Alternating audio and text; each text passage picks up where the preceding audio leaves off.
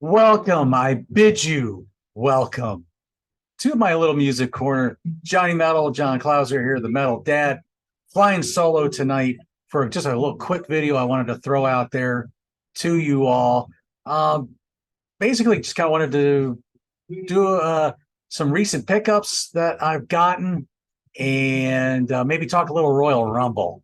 So, we're going to talk a little wrestling, we're going to talk about some music and things of that nature. So, without further ado, let me just kind of talk about something that I've been a part of here for a little while. Um, I've had the chance for the last couple of months or so on Grant's Rock Warehouse. I've had the chance to talk April wine with a bunch of other folks, Tim Durling and David Lubin and uh, uh, uh, Brian Gavalier was in there for a little while. Pete Esquire. I mean, there's been a few, or Nick Esquire, excuse me. Um, and of course Grant. And so we're all kind of talking some rape over wine. So I've had the chance to go through the discography and a couple albums at a time. So now, that's a lot of stuff to go through here. um, and then you got a few live albums, and then it's even a compilation. So I forgot about that one. But anyway, so that's been a lot of fun to do. So go to Grant's Rock Warehouse and be sure to like, share, subscribe. Go check out some of those April Wine videos. It's a lot of fun. Talk about that band, because before I started doing that series, really the only song I only knew one song or two by them. So it was definitely different to experience, and going through all this catalog. And it's really a good catalog, a good Canadian blues rock band, a little bit of 80s rock kind of thrown in there, but a really good solid band, good solid songwriting, good sequencing with a lot of good rockers, mid tempos, ballads, power ballads, different stuff like that. Really good stuff. Check that series out. I think you'll enjoy them. Some other recent pickups I just kind of want to throw out here. So I'm going to start with last night, Thursday. There's a record store here in Birmingham called Seasick Records, and I've been frequenting them quite a bit here lately. And I had the chance of doing what they're calling a third Thursday meetup. Now, I know you're probably saying last night wasn't a Thursday. Well, they had to skip over a week because of just timing. So last night I got to go to my first one. Chase, if you're watching, hello. John, and there was a couple of other people I met there. You guys happen to tune into this. It was great meeting y'all and talking to y'all. It was a fun time I had just hanging out with people. It was a lot of fun. So, but in the while, I got a chance to kind of look through some stuff and find a few things. So I'll show off my abomination first. So you're probably thinking, why did I get this? I do like Judas Priest, and but I will confess that Johnny B. Good is just an abomination. I don't know why they chose to do it, and especially since the movie, I believe, tanked. But I never knew that they released that as a single, and I thought, well, why not? I'll pick it up. It's the same song on both sides. So, unfortunately,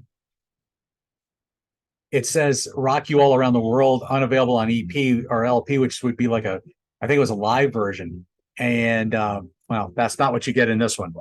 You get and I saw on Discogs it has the same sleeve, but the inside it's Johnny B. Good on both sides. So anyway, that was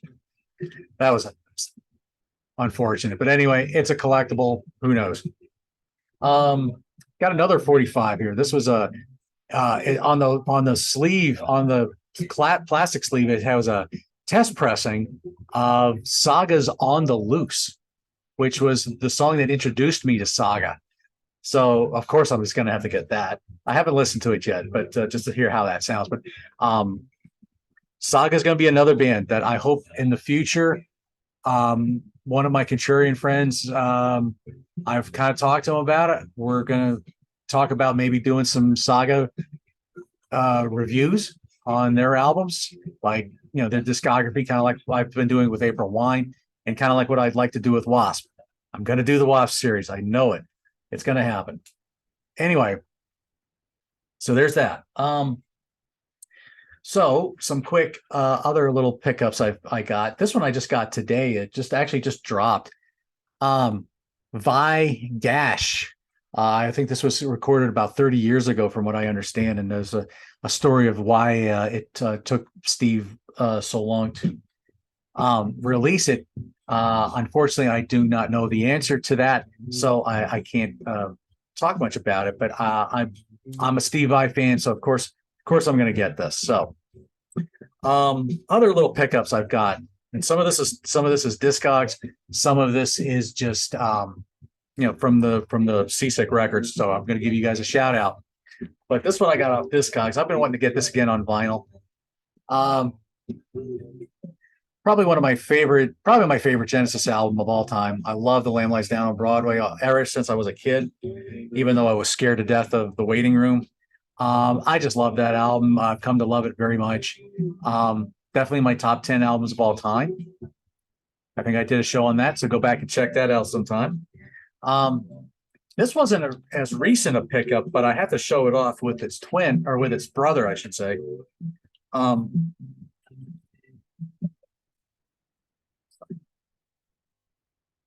The picture, sorry for the glare. Eternal Dark, great album by them. But the one that I really wanted to get, and this one I found on Discogs as well, was, to me, I think they're just their magnum opus, Diamond Dreamer. I just discovered Picture just a couple of years ago, and I really like them. It's a band out of Holland. Fantastic band. Very new album, UFO, maybe some Deep Purple flavor. But Diamond Dreamer, just such an exceptional album. Came out in 1982. If I had heard that in 82, I definitely would be listening to that as much as I would have Number of the Beast or Screaming for Vengeance. So very, very good album. Let's see. Trying to remember when this came out. Anyway, this one turns 40 years old this year. Built to Destroy from the Michael Schenker group. This one I just picked up last night. So I haven't had a chance to really listen to a lot of early Michael Schenker stuff. So I'm going to hopefully get into that. 30th anniversary. Mr. Big, lean into it with, I think this is on red vinyl. I've always been a big Mr. Big fan since I first heard about the band. I was always a big Billy Sheehan fan, and I also love Paul Gilbert as well. Really, really good band. Never got to see them live, unfortunately. So, and I would love to have seen it with Pat Torpey, but unfortunately he passed away a few years ago due to Parkinson's disease. So anyway, so there is that. Then one I decided I hadn't had in a long, long time, and I really need to give some more love to. There's just no words. Motorhead, No Sleep Till Hammersmith, classic live album. I think another one, I believe. Yeah, 1981. So yeah, that turned 42 this year. And then my last quick vinyl pickup here. One I had a long, long time ago, and then I think I have it on cassette. And I thought, you know what, I'm going to get this again. I used to love Billy Squier's this album and Don't Say No, Motions of Motion. I always was a big fan of Everybody Wants You, and of course the title track, and Keep Me Satisfied, Keeps You Rocking. Yeah, there's a pretty pretty good album. Maybe not quite as memorable as Don't Say No, but it's still a really good album. Always liked it. I always thought those were two of Billy's best. So so that's just some recent little pickups. Not a whole lot of stuff really. I just feel like I've not had a whole lot of time um, to spend really shopping and trying to go out for different music and stuff. So now let's just talk a little wrestling. Let's go. Hopefully, I don't know if anybody watches WWE Raw a couple weeks ago here. It was in Birmingham. I was right up in the front row with my friend Karen. We both love wrestling, and we enjoy getting to go to shows together. So I got to thank her for that for the ticket there. But anyway, fantastic show right up there front. Made a little sign for the ups and downs from What Culture Wrestling, so I even got on TV for that. So that was pretty cool. Got on the What Culture show, so that was pretty cool. But let's talk a little Royal Rumble. So that's this coming Saturday. And really only 5 matches have been announced for this. Okay, so you got the men's Royal Rumble, women's Royal Rumble, Bray Wyatt versus LA Knight, and a Mountain Dew Pitch Black match, which who knows what that's going to be. Of course, you got Roman Reigns versus Kevin Owens, and Bianca Belair versus Alexa Bliss for the women's belt. So let's just kind of go through some of this. Now, I'll be honest, I haven't really been following a lot of the current product quite as closely. So I don't know if there's probably a lot of stuff going on behind the scenes I'm not even really aware of. Bianca Belair versus Alexa Bliss. Who do I want to see win this? I think Bianca Belair. I think Alexa Bliss's character is just going all over the place with, you don't know if she's creepy, if she's good, or what's going on. I think they just need to solidify her character and stick with it. I just don't think they've done that quite as much as they should. I think if she does win it, it's going to be with a lot of chicanery and some fun things going on. So that's my feeling about that.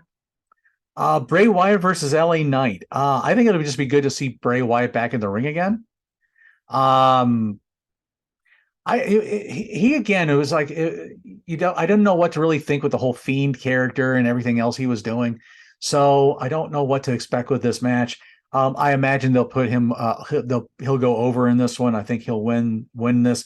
What is a Mountain Dew Pitch Black match? I have no idea. It'll probably be some crazy hardcore match of some sort.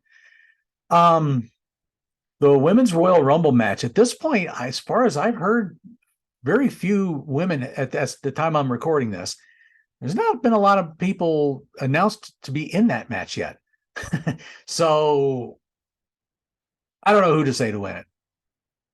Everybody's probably saying it should be Rhea Ripley, which I don't know.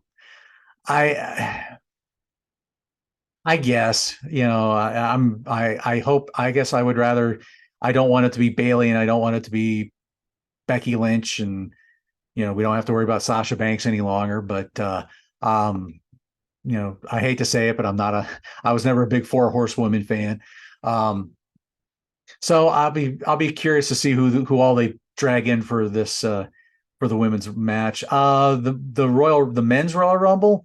Now that one's got a lot more. I always like that one for the surprises and just the wasted not wasted. That's maybe not a good term, but I guess just the different possibilities of legend people that you can bring back or goof like Hurricane Helms or something like that. Who do I think could win it?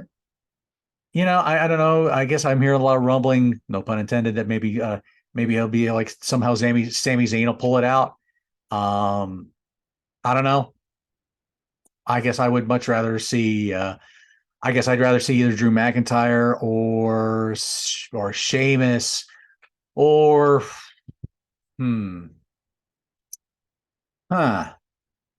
I would really like to see some like really random surprise winner. That would be pretty cool. Roman Reigns versus Kevin Owens. Um, I would love to see Kevin Owens win this thing, but I don't think he's going to. I have a feeling it's going to be Roman Reigns. So, and I don't, and I'm sure the Usos and Sikoa Solo and others are probably going to be involved in it somehow, or maybe Sammy will play a role in it somehow. I don't know, but we shall see. I don't know. I have my heart wants to say Kevin Owens, but I think Roman's going to wind up winning it. Um, so there you go. That's my predictions, my thoughts. What kind of new stuff have you guys been picking up lately? What are your thoughts about Royal Rumble? You know, what did you, or let's go a different array. What did you think of that Mark Briscoe Jay Lethal match from AEW the other night? God bless Jay Briscoe. I lived in Salisbury, Maryland, which was not very far from Laurel, Delaware.